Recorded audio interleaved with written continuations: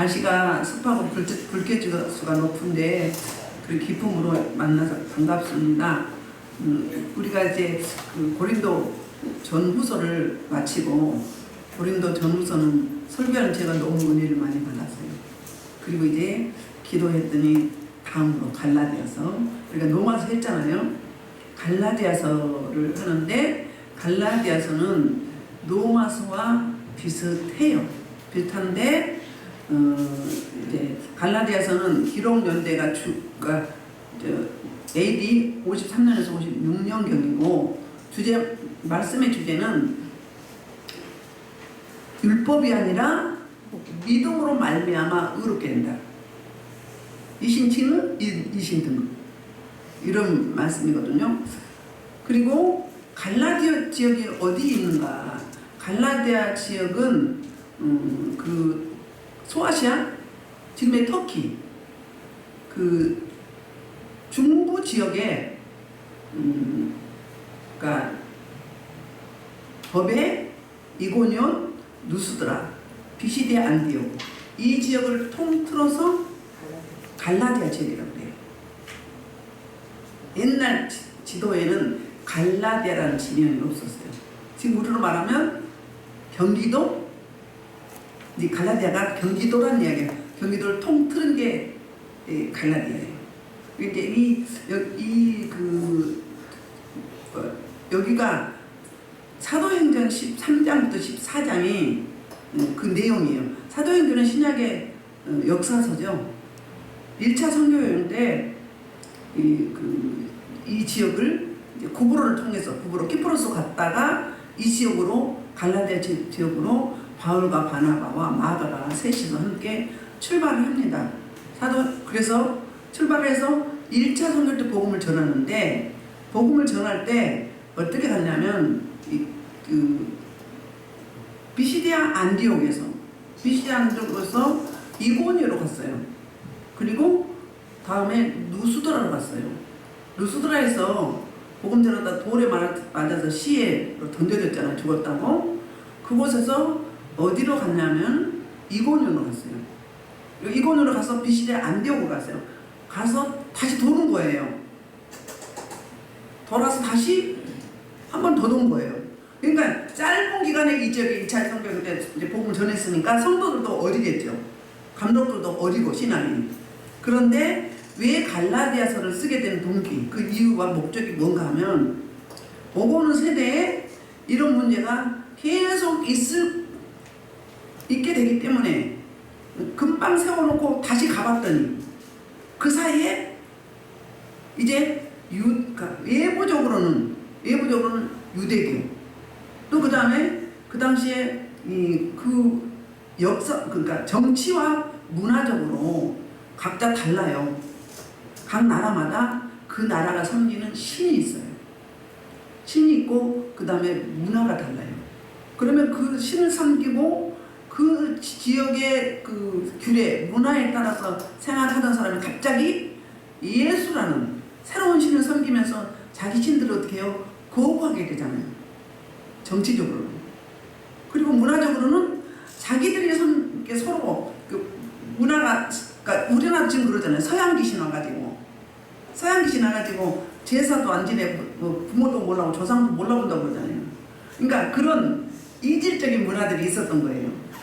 그러니까 외부로부터는 그런 게 있었고, 내부에서는 구원받은 하나님의 백성들이 신앙 고백을 하고 세례를 받았어요. 그럼 기독교인이 된 거예요. 유대교에서 기독교인으로 된 거예요. 그런데 그들이 아직도 뭘 못 버렸어요? 모세로부터 받은 율법을 못 버린 거예요. 그러니까 의인은 믿음으로 말미암아 날리라고 성경 66권 속에 다 이제 저변에 흐르고 있지만 정확하게 문자적으로 기록한 게 하박국 2장 4절, 그 다음에 로마서, 갈라디아서 3장 10절, 딱 세 군데만 명확하게 의인은 믿음으로 사니라. 그러니까 믿음인데, 믿으면 구원받는데, 유대교에서 기독교를 개종한 이들은 아직도 율법을 이렇게, 그러니까 믿어서 구원도 받지만 뭐도 해야 된다? 율법도 지켜야 된다. 그 지키는 표징으로 뭘 해야 된다? 할례를 받아야 된다. 그 다음에 주일만 지킬 것이 아니라 안식일도 지켜야 된다. 그러니까는 믿음이 아직 성장하지 않았는데 어떻겠어요? 흔들리죠. 그러면 변증은 안 했을까? 우리 바울 선생께서는 믿기만 하면 구원이 있다고 했는데 무슨 소리냐? 또 행위로 해야 된다는 거냐? 뭘로 구원받죠? 믿음으로 구원받아요. 행위는 믿음에 따르는 부가적인 거예요. 그러니까 믿음과 행위는 같이, 믿음에서 행위가 나오게 돼 있어요. 이코르예요. 동전양면이라고. 그러니까 구원은 믿음으로 받고 행위는 뭘로 받아요? 행위는 뭐 받아요? 복은, 축복은 행위로 받는 거예요. 그러니까 믿음이 있으면 행위가 나오게 되는데 굳이 예수님이 이루셨는데 이제 자유한데 우리는. 그런데 할례도 해야 되고 받아야 되고 율법도 지켜야 되고. 그러니까 유대교 출신들은 믿음으로 구원받는 게 아니라 뭘로 받나요? 율법으로 구원받는다고 이렇게 주장한 거예요. 그러면 사도 바울이 가르친 복음의 내용과 그 유대교 출신의 기독교인들은 완전히 대비되는 거죠. 그러니까 사도 바울이 바른 복음을 전파했는데, 그런데 유대교 출신의 기독교인들이 어떻게 했어요? 다른 복음을 자꾸 이야기하는 거예요. 뭐도 하고 뭐도 하고 뭐도 하고 뭐도 하고 뭐도 해야 된다 이렇게. 그러니까 그 통틀은 게 율법이에요. 그리고 할례를 받아야 되는 거예요. 그리고 안식일 지켜야 되는 거예요. 그러니까 그들은 내 열심, 내 노력, 내 행위, 내 간절함 이런 걸로 구원을 받는다고 여겼던 거예요. 그러면 예수님이 죽어줄 필요가 없잖아요. 그렇지요? 그래서 이제 뭐 1절에서 1절에서 먼저 그 사도권을 변증하는데 사도 바울이 자기 소개를 하는 거예요. 왜 이렇게 소개를 했는가? 원래는 사도 바울의 서신서를 보면 맨 먼저 인사가 나와요. 근데 여기는 단호하면서도 뭐라고 했나? 간결한 어조로 뭐부터 이야기해요? 자기소개를 하는 거예요. 사도권에 대한 변호는. 왜 이렇게 할 수밖에 없었는가? 읽어보면 시작 1절 사람들에게서 난 것도 아니요 사람으로 말미암은 것도 아니요 오직 예수 그리스도와 그를 죽은 자 가운데 살리신 하나님 아버지로 말미암아 사도된 바울은, 그러니까는 뭐예요? 사도 바울 보고 사도가 아니다, 가짜다. 사도들은 12제자 중에 예수님과 3년 6개월 동안 동고동락해야 됐다. 근데 사도 바울은 그때 없었잖아요. 있었겠지만 그게 참여 안 했잖아요. 그러니까 기준이 그거였던 거예요. 근데 영으로 만났잖아요. 언제 만났어요? 사도행전 9장에서 만났어요. 다메섹 도당에서. 근데 사도 바울이 뭐라고 이야기해요? 자기소개하는데 나는 내가 사도된 것은 누가 시켜서도 아니고 누가 줘서도 아니고 하라고 해서도 아니고 내가 하고 싶어서 한 것도 아니다 이 말이에요. 오직 뭐라고요? 나에게 사도로 명하시고, 사도는 원래 아스포톨로스잖아요. 아포스텔로스, 보냄을 받은 자. 그 주체가 누구예요? 오직 예수 그리스도. 또 그 예수 그리스도를 죽은 자 가운데 살리신 하나님 아버지, 성자 예수님, 성부 하나님, 그분이 어떻게 했다고요? 그분으로부터 말미암아 사도된 나는. 사도행전 9장에 보면 뭐라고 이야기하죠? 사울아 내가 어째 나를 핍박하느냐 박해하느냐, 지구가 깨지는 청청병력 같은 음성으로 부활하신 주님이 찾아오잖아요. 눈이 멀면서 뭐라고 하죠? 사명을 주시죠. 넌 뭐라고? 이방인의 구원을 위한 나의 택한 그릇이다. 무슨 사명이에요? 이방인 사도로 사명을 받은 거예요. 누구로부터? 하나님 아버지로부터, 영으로부터 받은 거예요. 우리가 그냥 사람이 시켜서, 교회가 시켜서, 교회 제도 안에서 시켜서 하는 것 같죠. 진짜 하나님이 아버지께서 그 보내심을 주시고 사명을 주시고 사역을 하게 하시면 반드시 영을 통해서 주시는 거예요. 전 보좌에 갔다 왔다고 그랬잖아요. 주시는 거예요. 우리가 못 느끼고 그냥 지나갈 수도 있지만 그냥 사람이 여기서 되는 게 아니에요. 그러니까 하나님의 제사로, 옛날로 말하면 제사장으로, 담임 목사로 세우신 거잖아요. 누구로부터? 예수 그리스도가. 그 다음에 죽은 자 가운데 살리신 부활의 주님을 이야기하죠. 부활의 우리 주님을 십자가에 죽으셨는데 3일 만에 부활시키시는 게 누구예요? 성부 하나님이에요. 그분으로 말미암아서 나는 번뇌를 받았다. 그러니까 나를 보내신 주체는 사람이 아니다. 누가 내가 하고 싶어서 누가 시켜서 누가 뭐라죠? 번뇌를 받은 거 떠주죠. 임명장. 임명을 해서가 아니라 어떻다고요? 바로 성부 하나님, 그 죽은 자를 살리신 부활시킨 그 한 성자 예수, 성부 하나님, 그리고 자기 목숨 주신 희생하신 예수 그리스도, 그분이 나를 임명하셨다. 이 말을 그렇게 하고 있는 거예요. 2절부터 3절은 그 다음에 이제 인사와 축복이. 그러니까 여기는 사도 바울이 굉장히 엄중한, 다른 서신서에 비하면. 왜 그랬어요? 열두대자도 아니고 사도도 아니고, 그리고 사도가 저렇게 못생겼느냐? 왜 말은 저렇게 못하느냐? 응? 머리는 대머리고, 응? 매부로 커해, 응? 안장다리. 그리고 추천도 사천서도 없고, 그리고 사례비도 안 받고. 그러니까 등등등등 이야기하면 믿음이 아직 이 기본이, 기초 기본이 서 있지 않으면 진짜 그런 것 같네? 그렇게 여겨지죠. 뭐가 달라도 좀 달라야지. 우리말로 하면 은혜로운 얼굴이 아니었다. 그런 거죠. 응?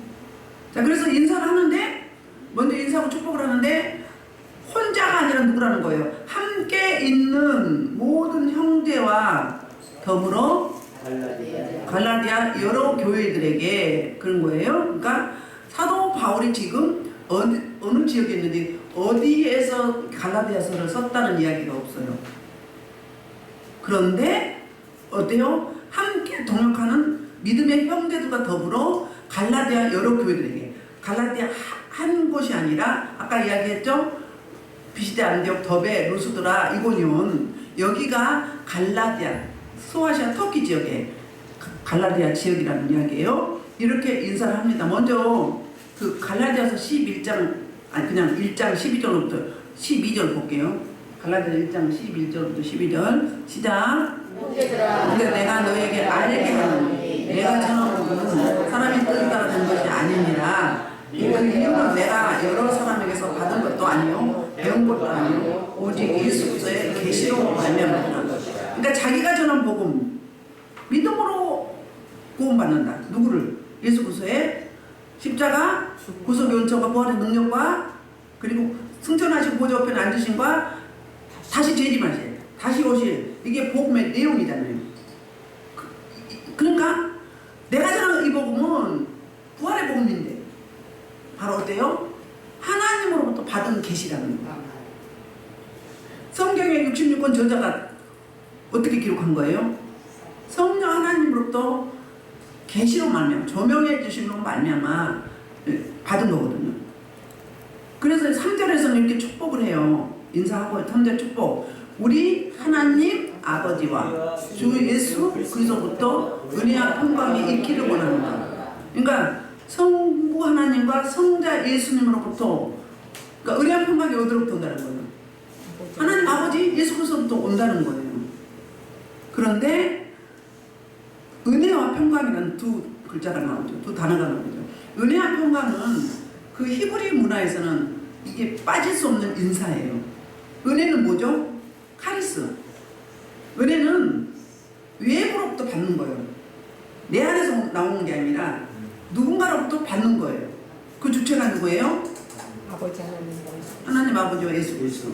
이분을 통해서 받았는데 이 은혜는 왜 은혜인가? 카리스인가? 갚을 수 없는, 내가 어떻게 보상하고 배상하고 갚을 수 없는 깊고도 깊은 사랑.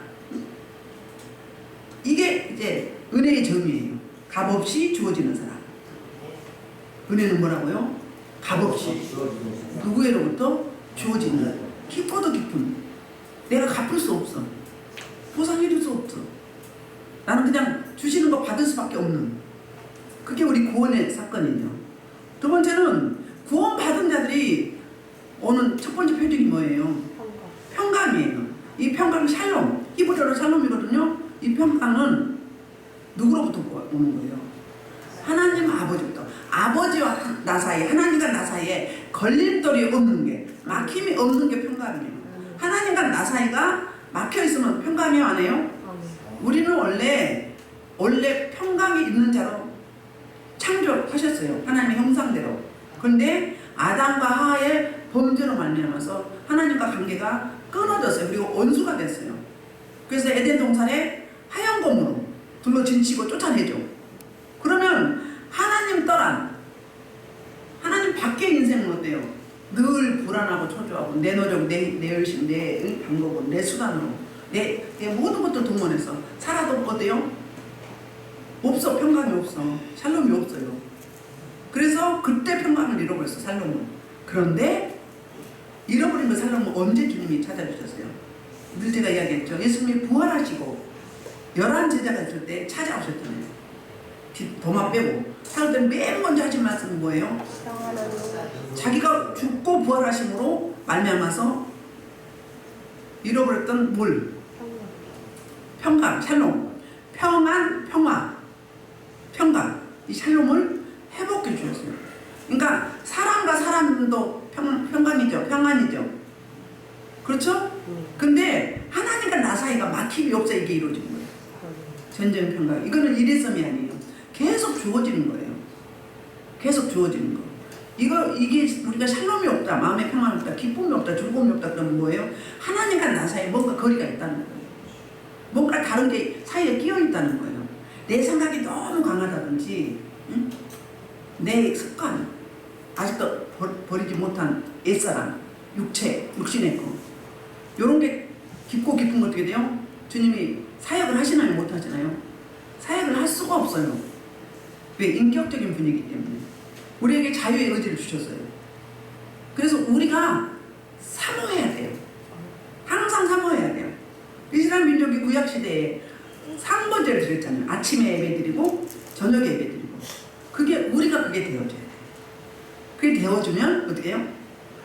이게 내가 원하지 않아 저절로 주어지는 한량없는, 말할 수 없는, 깊고도 깊은 그 은혜. 그게 은혜를 통해서 오는 샬롬에 있다는 거예요. 샬롬. 우리 그 전에 아침에 인사할 때 어른들한테 안녕히 주무셨어요. 진지 잡수셨어요. 배고픈 시대는 진지 드셨어요. 그러잖아. 그리고 배고픈 시대가 지나는 뭐예요? 밤새 안녕하셨어요. 그게 이스라엘의 인사법이에요. 그런데 우리는 그냥 이 땅에서 주어지는 있잖아요. 근데 아버지, 창조주 하나님, 모든 것은 그분으로부터 우리에게 부어주시는 그 은혜로 말미암아 평강이 주어진다는 거예요. 그래서 은혜가 임하면 뭐예요? 환경은 안 바뀌어서도 어때요? 평안해. 내가 이래도 되는 거야? 응? 그리고 우리는 습관이 안 되고 어때요? 이게 며칠 안 가면 어떻게 하지? 이 은혜가 깨지면 어떻게 하지? 이러잖아요. 하나님과 나 사이면 말씀대로 살아드리고, 응? 하나님의 은혜를 구하기만 하면 계속 유지되는 거예요. 그런데 평생 근심, 걱정, 염려를 가지고 사시는 그리스도인들도 너무 많아요. 그건 뭐예요? 다른 말로 하면 하나님이 오셔서 나를 만지시고 샬롬하게 하시는 그 기회를 내가 안 드리는 거예요. 가만 계세요. 내가 알아서 할게요. 내 힘으로 할게요. 똑같은 거. 그럼 뭐 다른 말로 교만이죠. 교만은 패망의 선봉이라고 했잖아요. 교만한 자를 물리치시고 겸손한 자를 뭐 한다고요? 겸손한 자를에게 은혜 주신다고. 그렇습니다. 그러니까 하나님과 나 사이가 화목하면 세상에서 주어지는 그런 게 아니라, 세상에 주어지는 샬롬은 뭐예요? 일시적이에요. 그런데 하나님 주신 샬롬은 어때요? 영원해요. 무한해요. 지속성이 있고 연속성이 있어요. 그렇지요? 담임 목사가 맨날 그냥 막 5만 인상 다 스프로 막 근심하고 걱정하면 은혜가 되겠어요? 안 되겠어요? 안 되죠. 어때야 돼요? 앞에 서는 사람은 내가 먼저 하나님의 은혜를 경험하고 그 은혜를 줘야죠. 내가 자원이 있어야 주지. 내가 없는데 뭘 주기는 내 안에 있는 걸 줄 수밖에 없는 거예요. 근데 내가 경험했어. 내가 체험했어. 내가 은혜를 받았어. 사도 바울이 그 다메섹 도상에서 그 주님을 만나고 13년 동안 하나님과 1대1로 독대한 후에 그 에너지 가지고 평생을 순교하기까지 수많은 어려움과 환난과 고통과 고난 가운데 박해 가운데 이겨내고 전 에너지를 쏟아서 전제같이 부어주고 주님을 위해서 복음을 위해서 헌신한 분이잖아요. 뭘 때문에? 그 받은 은혜가 너무 깊고 깊어서 그 은혜를 어떻게 해요? 그 은혜가 흐려지지 않는 거예요. 흐려지지 않아요. 여러분 영몽 꿀 때 그 영몽 꾼 거 잊어지던가요? 전 기록을 안 해서 모르지만 체계적으로는 아니어도 하나도 안 잊어버려요. 성령이 주신 계시, 그 꿈은요, 그 환상은요, 그 비전은요 안 잊어버려요. 몇십 년이 해도 안 잊어요. 죽을 때까지 안 잊어지는 거예요. 그 은혜로 가는 거예요. 그거 붙잡고 가라고 주신 그 은혜를 주신 거잖아요. 아직도 내가 그 하나님의 은혜가 희미하다 그러면 그 은혜 달라고 사모해 보세요. 말씀으로, 기도 중에, 환상 중에, 꿈에, 무시로 주시는 거예요. 우리가 이 땅에 안악하잖아요. 강팍하잖아요. 그러니까 어떻게 해요? 하나님을 사모함이 흐려질까봐 중간중간에 하나님 체크하시는 거예요.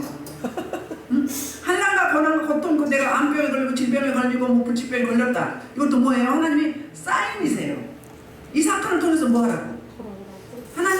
하나님이 나에게 이 사건을 주시면 하나님의 어떤 의도, 어떤 뜻이 있는지, 어떤 계획이 있는지, 어떤 메시지가 나한테 있는지 물어야지. 물으라는 통보가 기도잖아요. 그거예요.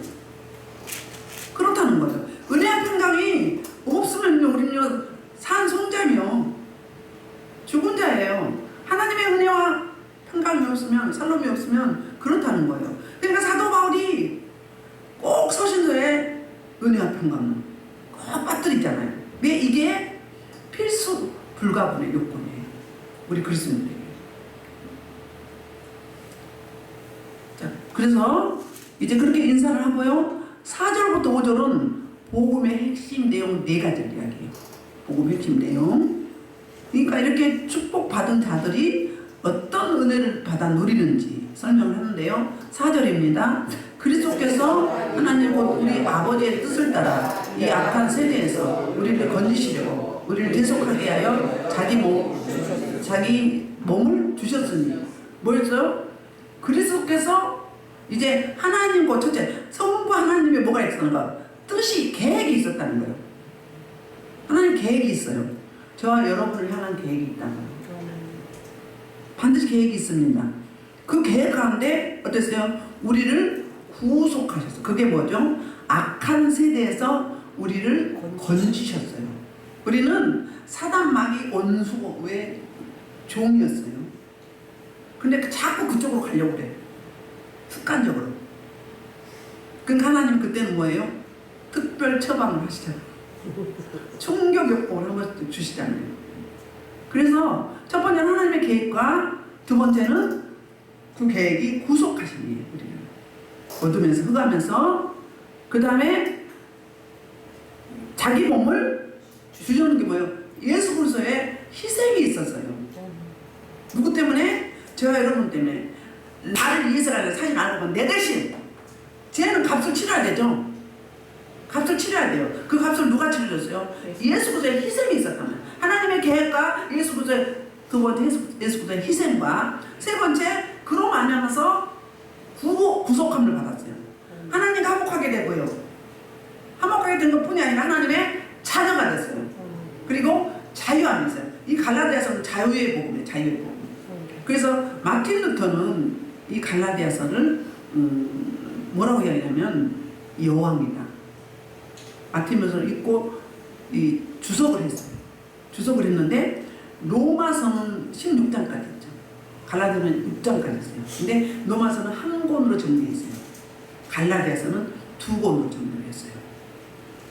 그만큼 깊고도 깊은 하나님의 놀라운 은혜와 섭리와 의향과 의도와 경영하심이 다 배어있다는 거예요. 그래서 나는 갈라디아서하고 결혼했다. 마틴 루터가. 의인은 믿음으로 말미암아 살리라. 이게 없다면 그는 가짜다. 구원이 없다. 이 말을 하고 있습니다. 그리고 우리 사도행전 4장 12절에 다른 이름으로 구원받을 만한 이름을 준 적이 없다고 했죠. 누구 이름밖에 없어요? 예수 그리스도. 그러니까 구원은 누구로부터? 예수 그리스도를 십자가 구속 연총을 믿어야 구원이 있는 거예요. 자, 시작. 다른 이름으로 선한 사람에게 복을 받는 누구에게 우리에게 주신 일이 없습니다. 아멘. 그렇습니다. 그리고 그래서 몇 가지 하나님이 계획하시고 예수님이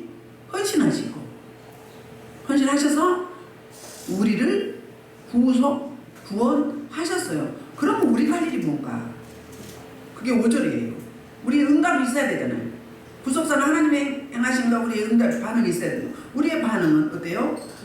영광이 그에게 세세토록 있을지라면 그분을 뭐예요? 찬양하는 거예요. 그분을 예배하는 거예요. 그 이사야 43장 21절에 그렇잖아요. 우리를 창조하신 목적이 뭐라고요? 나 여호와를 찬송하게 하려 한다. 예배하게 하려 합니다. 예배 가운데 만나기 위해서. 아멘. 그 이야기를 하고 있습니다. 그리고 이제 6절부터 9절까지는 그 거짓 복음을 따르는 가짜 복음, 이미테이션을 따르는 자들에게 사도 바울의 준엄한 책망이 있습니다. 6절이 편지를 쓰게 된 목적이 이거예요. 자, 그리스도의 은혜로 너희 부르신 일을 이같이 속기 떠나 다른 복음을 따르는 것을 내가 이상하게 여기노라. 이해가 안 되는 거예요. 분명히 내가 귀에 못이 막히도록 복음에 대해서 설명을 하고 말씀을 가르쳤는데 이 간단한 자유함의 복음, 진리가 너희를 자유케 하라고 했죠. 요한복음 8장 32절에서 복음이 예수 그리스도가 진리가 우리를 자유케 한다고 해서 모든 사슬, 모든 저주, 모든 멍해, 모든 굴레 이런 거에서부터 다 끊어내시고 자유케 되었어요. 그래서 복음 뭐예요? 심플하고 단순하다고 그러잖아요. 그런데 너무 예수를 복잡하게 어렵게 믿는 사람들 보면 난 이해가 안 돼. 여러분 은혜가 임해봐요. 그거 복잡하지 않아요. 뭐 이렇게 복잡하게 살아. 뭐 이렇게 복잡할 게 어딨어. 주님이 다 가지고 가셨는데 심플하다니까요. 자유함이 임해요. 뭘로부터? 생각으로부터 마음으로부터. 그러면 삶에서 그게 나오는 거예요. 막 치지고 먹지고 어쩌고 왕다고 할 필요가 뭐 있어. 여러분 신앙생활 그렇게 하지 마라. 그건 마귀가 노리는 거예요. 주님께 집중하지 못하라. 바른 복음, 바른 예수, 바른 진리에 들어가지 못하도록 자꾸 율법으로, 옛사람으로, 육신으로, 세상으로, 인본주의로, 세속주의로 자꾸 빠져들어가 하는 거예요. 그건 뭐예요? 다른 복음이에요. 바른 복음이 아니라 다른 복음. 다른 거예요. 뭐 해야 된다, 뭐 해야 된다. 행위로 이래야 복음받는다, 이래야 축복받는다. 먼저 구원이 있어야지. 믿음이 있어야지. 믿음이 있으면 나머지는 다 따라오게 됐어요. 예수 그리스도 안에 다 있잖아요. 하늘의 건설, 땅의 건설, 땅 아래의 건설, 빌립보서 말씀하잖아요. 다 주셨어. 모든 것을 모든 것 대신 분인데 그분만 나와 관계가 잘 주어지는 거예요. 나머지는 다 해주셔. 내가 그릇이 안 돼서 못 받는 거예요. 그릇이 안 돼서 그걸 생각해야 돼. 내가 아직 내 내면을 못 뺐기 때문에 못 오시는 거예요. 충만히 못 계시는 거예요. 이만큼밖에 안 계시지. 근데 나는 그냥 가만히 있으면서 감남에 감들 이렇게 기다리면서 말씀이 그렇다고 하니까 믿습니다. 주시옵소서 들어올 줄 하고 천만만 있어봐요. 응? 안 와. 우리가 할 일은 하나님 행하심에 반응하는 건데 어떻게 해요? 내 안에 옛사람 아담의 범죄, 내 선조 열조의 나의 우상 숭배 범죄를 다 끄집어내야 돼. 대수술해야 돼. 리모델링 해야 된다고. 갈아엎어야 돼. 그게 너희는 옷을 찢지 말고 마음에 가죽을 베라. 거칠에만 하지 말고 네 중심이, 네 마음이 찢어 발겨. 수술을 해. 해야지. 버려야지. 다 버렸다 다시 끌어와. 왜 끌어와? 뭐 쓸데없는 마음과의 원수네. 열심히 다니면서 열심히 기도하면서 행위로는 그게 안 돼. 주님이 나를 확실하게 잡아봐요. 그거요. 생각도 안 나. 그 단계가 와야 돼. 그 단계. 아니 다른 종교들도 뭐 하죠? 불교에서도 뭐 한다고 하죠? 이거 뭐 한다고 하죠? 불교에서 응? 응? 아니 뭘 성불한다고 하잖아. 성불. 뭘 싸서 내 노력으로 내가 돈을 싸서 그건 없는데 우리는 그렇게까지 안 해도 돼. 예수 그리스도의 구속의 은총 그거 믿어버리면 돼. 부활에는요. 믿으면 돼. 나머지는 다 거기 들어있어. 왜 이렇게 복잡하냐고. 복잡하지 마세요. 복음은 심플합니다. 명료합니다. 자, 갈라디아서 2장 4절에 볼게요.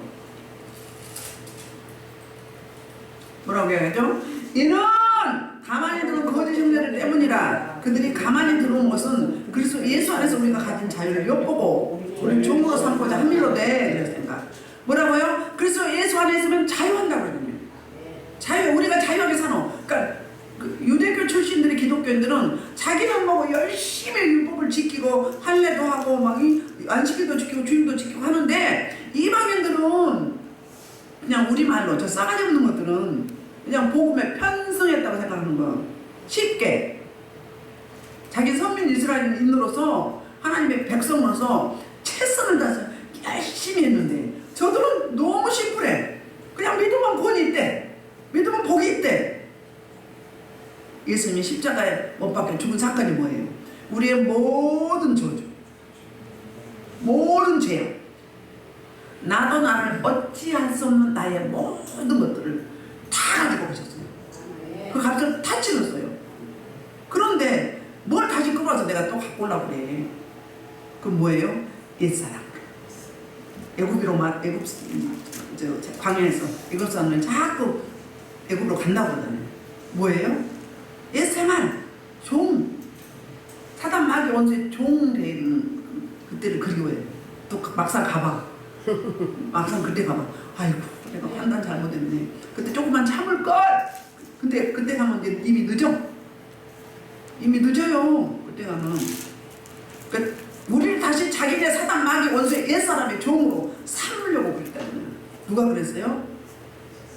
제대로 복음을 받아들이지 않고 복음이 뭔지도 알지 못하는 옛구수, 옛사람, 육신의 거, 유대교 출신들의 그리스도인들이 그렇게 했다는 거예요. 그러니까 뭐 해야 돼? 뭐 몇 시간씩 기도해야 돼? 말씀 몇 장씩 읽어야 돼? 이것도 율법일 수 있어. 읽는 건 맞아요. 맞는데 자유함으로, 감사함으로, 은혜로, 은혜 달라고, 깨닫게 해달라고. 그래서 이제 8절 그러나 반전이죠. 7절 안 했어요. 7절 아까 했잖아요. 다른 복은 없나니? 다만 어떤 사람들이 너희를 결함하여 그리스도의 복음을 변하게 하리라. 그게 뭐라고요? 기독교로 개종한 유대교 출신들. 내부에서 예수님이 재림할 때 내 집에서부터 심판하신다고 했잖아요. 이런 사람들 때문에 그런 거예요. 누가 암병 걸려서 그럼 뭐라고 이야기해요? 하나님한테 불순종하더니 하나님 치셨네. 지금도 그렇게 말하는 분들 계셔. 그럼 병들면 다 하나님 치셨겠네. 우리는 육체를 가졌기 때문에 다 언젠간 죽잖아요. 뭐로 죽어요? 사고로 죽거나 병으로 죽거나 하는 거잖아요. 그럼 다 저주받은 거네? 그 율법주의요. 무식해. 복음이 아직 없는 거야. 자유하니. 어디다 거기다 얽어매냐고. 인간 원고적이요. 아니에요. 몸에 가졌기 때문에 당연히 연약한 부분이 있죠. 그런 거잖아요. 그래서 이제 8절 그러나 우리는 뭐라고요? 혹은 하늘로부터 천사라도 우리가 너에게 전한 복음에는 다른 복음을 전하면 저주받아. 어떻다고요? 다른 복음은 없다는 거예요. 오직 내가 믿음으로 말미암아 구원받는다. 의롭게 된다. 그러니까 1장부터 2장, 그러니까 1장부터 원래 4장은 교리예요. 교리인데 1, 2장은 이신득에 대한 변호예요. 믿음으로 말미암아 의롭게 됐다. 이신득에 대한 변호.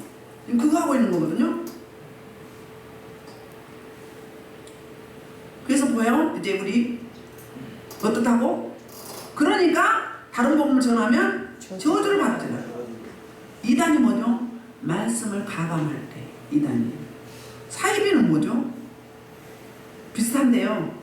자기 사익을 위해 내 개인적인 이익과 유익을 위해서 복음을 흐리는 거예요. 빼거나 붙이는 거예요. 그래서 설교가 말씀에서 말씀으로 가는 게 맞습니다. 100% 맨날 간증으로 가면 안 돼요. 간증은 자기 혼자만의 주신 하나님의 주관적인 거예요. 그게 진리는 아니에요.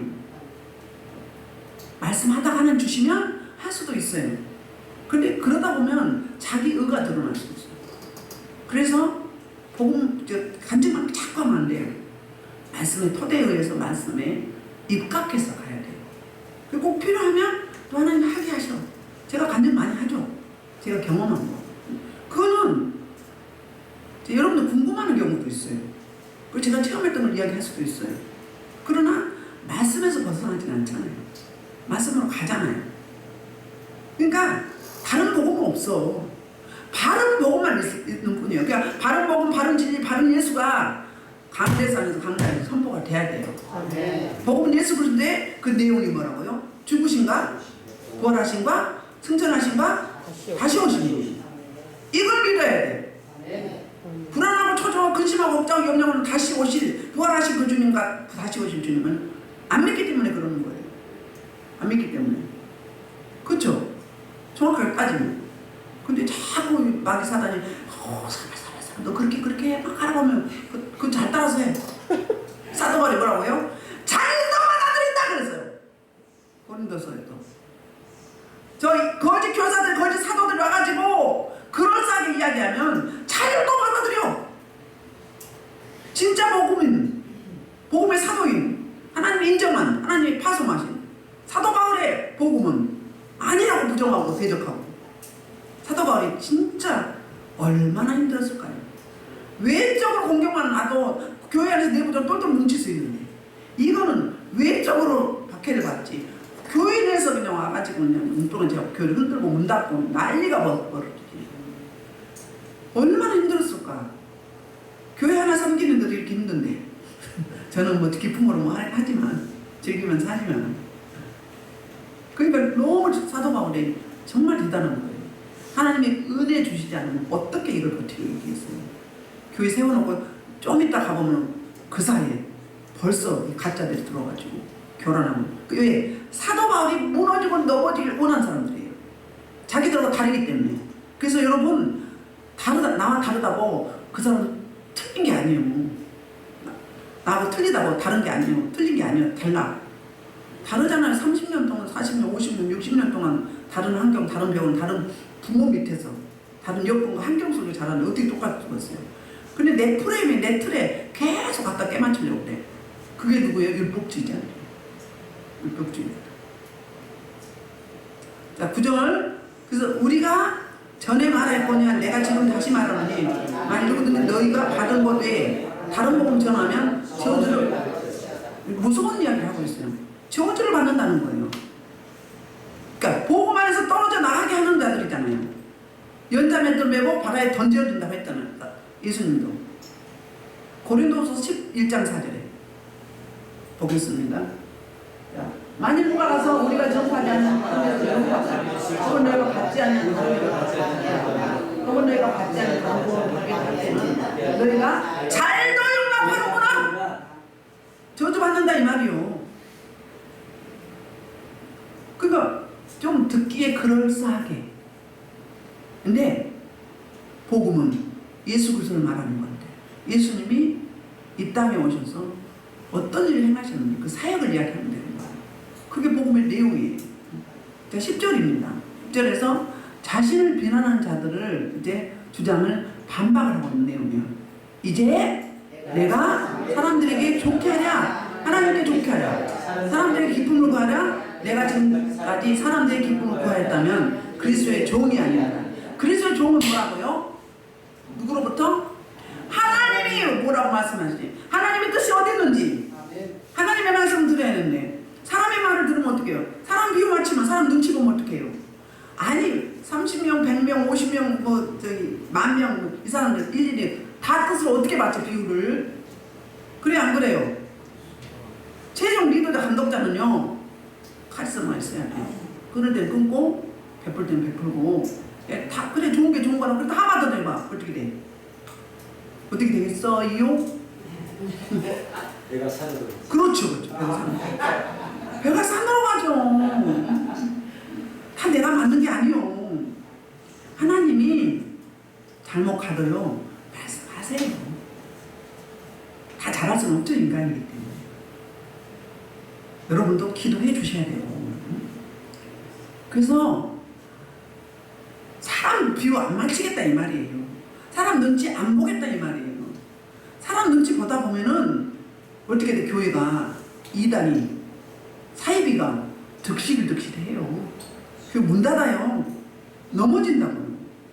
적당히 아닌 건 아닌 거예요. 내가 이렇게 합시다 했는데 바꿀 때 있어. 왜 바꿔? 안 되니까 바꾸는 거지. 누구를 적용해야 돼? 누굴 적용해야 돼요? 담임 목사를 적용해야 돼? 여러분을 적용해야 돼요? 저렇게 할 수밖에 없는 담임 목사의 의도가 무엇일까? 물어봐 하나님한테. 아, 내가 더 다듬어져야 되겠구나. 내가 더 훈련이 돼야 되겠구나. 이거 하셔야 돼요. 응? 그거 보셔야 돼. 그냥 즉흥적으로 하는 거 같죠? 아닙니다. 아니에요. 여러분 해보시면 아실 거예요. 저는 감히 사도 바울과는 뭐 견줄 수도 없지만 하나님이 맡기실 때는 맡기만 하니까 맡긴 거예요. 그게 전체적인 흐름을 봐야 돼요. 전체적인 흐름. 첫째는 하나님의 뜻이 어디에 있는지. 두 번째는 전체적인 흐름이 봐야지. 전체적인 숲을 봐야지. 나무 한 그루 한 그루 어떻게 봐? 어떻게 다 맞죠? 아니 산속에 나무 하나하나 다 맞게 어떻게 하셔?